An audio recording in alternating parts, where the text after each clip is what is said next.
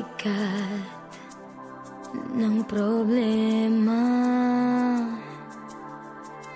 Minsan mahihirapan ka at masasabing di ko na kaya. Tumingin ka lang sa langit, baka sakaling may masumpungan. O di kaya ako'y tawagin